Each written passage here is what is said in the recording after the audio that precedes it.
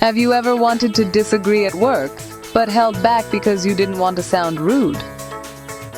Hi everyone, welcome to today's Business English session. I'm Emma, and I'm here with David. Thanks, Emma.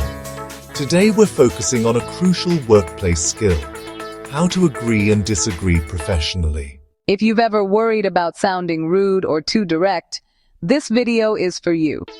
We'll show you common mistakes, better versions, and the best professional expressions you can use in real situations. Exactly, let's jump in.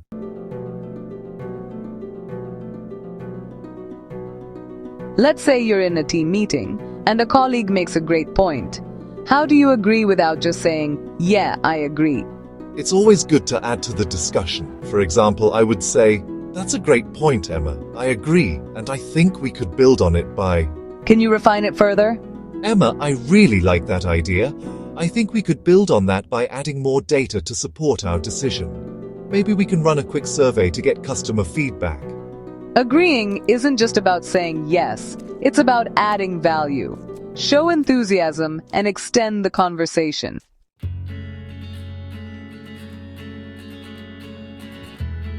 Now let's talk about disagreeing. This is where many people accidentally sound rude. For example, saying, "I don't agree, that won't work," is way too harsh. It shuts the other person down immediately. How can we soften it? I see your point, but we might face some challenges with that approach. What if we tried, That's much better. Can you phrase it even better? "That's an interesting perspective. I see where you're coming from, but I have a slightly different view. Could we also consider the budget impact before finalizing this decision?" Instead of just saying, "I disagree," try, "I see your point, but..." Or, "That's an interesting perspective, but have we considered..." This keeps the discussion open and positive.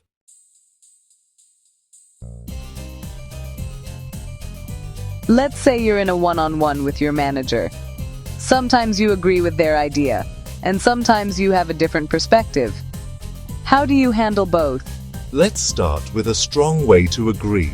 Instead of simply saying, "Yes, I agree," I would say, "I completely agree with that direction.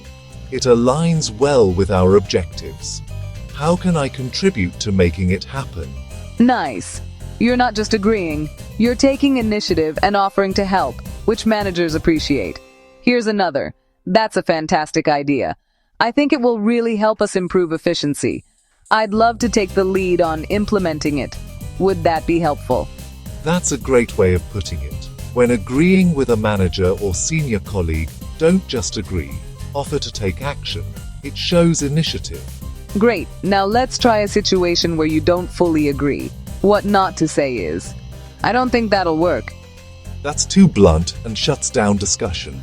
A better version might be, "That's an interesting approach. I had a slightly different thought. Could I share it to see if it might complement the plan?"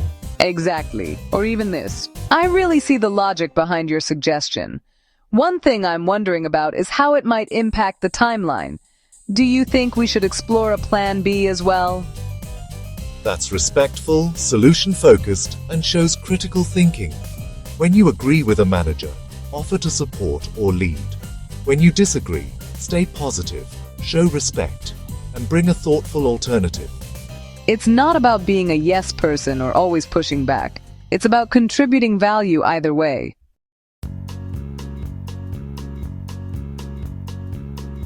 What about disagreeing in an email? Tone can be tricky. That's right. A common mistake is using a direct, negative tone like, "I don't think your proposal will work. We should do it differently." Yes, that sounds really rude. A more polite, positive response could be, "Thanks for sharing your proposal. I have a few concerns about implementation. Could we explore an alternative approach?" That's a great one.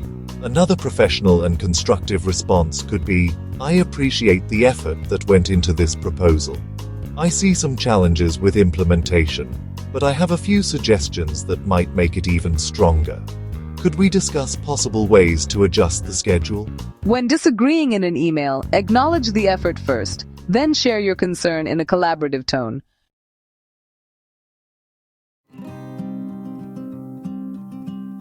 Now, what if a client suggests something you know won't work? How do you disagree without losing the deal? Instead of bluntly stating that it's not a good idea, I would say, I see why you'd suggest that. There are some potential challenges, but we could try an approach that might work even better. What's another way of making it positive and solution-oriented? That's an interesting idea. Based on our experience, another approach might achieve your goals even more effectively. Would you be open to exploring that? When disagreeing with clients, never shut them down. Redirect the conversation to a better alternative.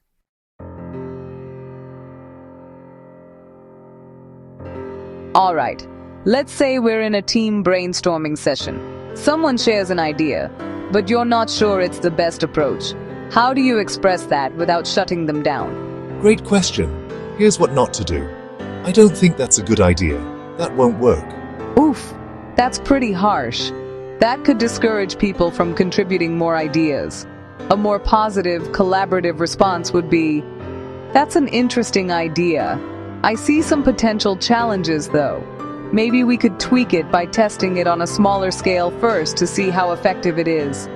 Much better. You're keeping the conversation open instead of shutting it down. Another way to do it is, I love the creativity behind that. To make it even stronger, what if we tried incorporating user feedback before finalizing the design? That's a great approach. Acknowledge the effort, show appreciation, and suggest an improvement. In brainstorming sessions, it's important to encourage ideas rather than reject them outright. Even if you disagree, build on what's being said instead of shutting it down. That was a great session. David, any final tips? Whether you agree or disagree, your tone matters. Keep it professional, respectful, and constructive. Now it's your turn. Drop an example of how you'd professionally agree or disagree in the comments.